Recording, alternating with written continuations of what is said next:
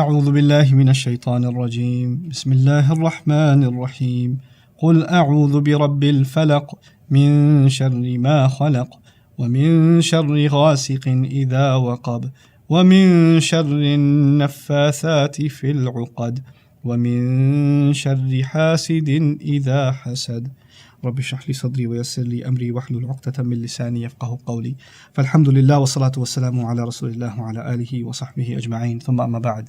Surah Al-Falaq is a surah that describes the potential evils that exist outside of ourselves that we cannot see, that we must seek refuge from. There are lots of narrations about this surah. They're all very beautiful, so let's go through them inshallah ta'ala.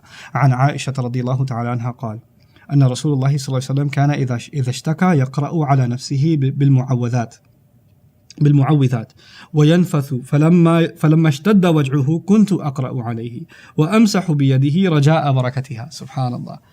She says that when the Prophet ﷺ used to get sick or be in pain of any kind, he used to recite قُلْ أَعُوذُ بِرَبِّ الْفَلَقِ and قُلْ أَعُوذُ بِرَبِّ النَّاسِ, and then he used to blow upon himself and then do masah over his body. When he would get really sick and he couldn't even move, then I used to actually recite it onto him, and I would use his hands to do the masah and do them on myself too, hoping that I would get some of the benefit, the barakah. عن عائشة رضي الله تعالى عنها أن النبي صلى الله عليه وسلم كان إذا أوى إلى فراشه كل ليلة جمع كفيه ثم نفث فيهما فقرأ فيهما قل هو الله أحد وقل أعوذ برب الفلق وقل أعوذ برب الناس. The Prophet ﷺ, every time he would turn to bed, he would come to go to sleep.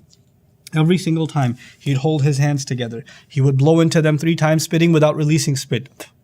Like that. And then he would do this, فَنَفَثَ فِيهِمَا, or at least once, and then he would recite Ikhlas, Falaq, and Nas, the last 3 surahs of the Qur'an, and then he would wipe those hands over him, ثُمَّ يَمْسَحُ بِهِمَا مَا اسْتَطَاعَ مِنْ جَسَدِهِ, as much as he could over his entire body. يَبْدَأُ بِهِمَا عَلَى رَأْسِهِ, he would start both of his hands over by his head, وَوَجْهِهِ, then his face, وَمَا أَقْبَلَ مِنْ جَسَدِهِ, and what is in front of his body, وَيَفْعَلُ ذَلِكَ ثَلَاثَ مَرَّاتٍ, and he used to do that 3 times over.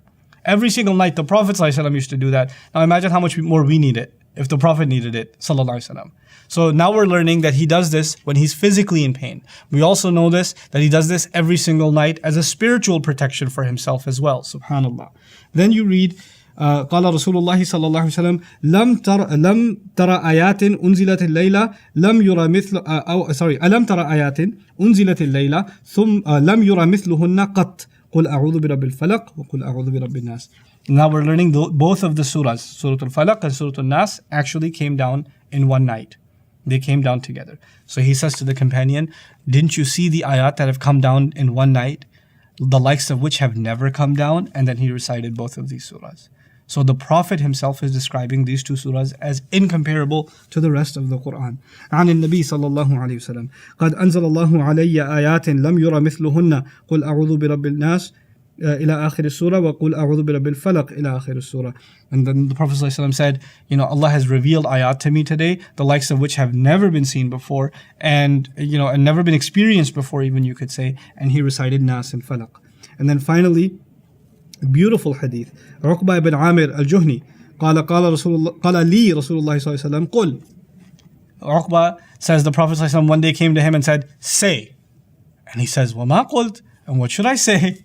Say what? And he said, قُلْ هُوَ اللَّهُ أَحَدٌ قُلْ أَعُوذُ بِرَبِّ الْفَلَقِ قُلْ أَعُوذُ بِرَبِّ النَّاسِ. Recited all 3 ayat in their entirety. فَقَرَأَهُنَّ رَسُولُ اللَّهِ صَلَّى اللَّهُ عَلَيْهِ وسلم ثُمَّ قال. Then he recited all 3 of them, and then he said, لَمْ يَتَعَوَّذِ النَّاسُ بِمِثْلِهِنَّ أَوْ لَا يَتَعَوَّذُ النَّاسُ بِمِثْلِهِنَّ. That's a different statement. Before it was, nothing like this has been seen before. Now he says, people have not sought protection like this ever before. The kind of protection that is given in these surahs has never been given before. These 2 surahs are a protection of a believer's heart. The heart is the most valuable faculty we have. Why?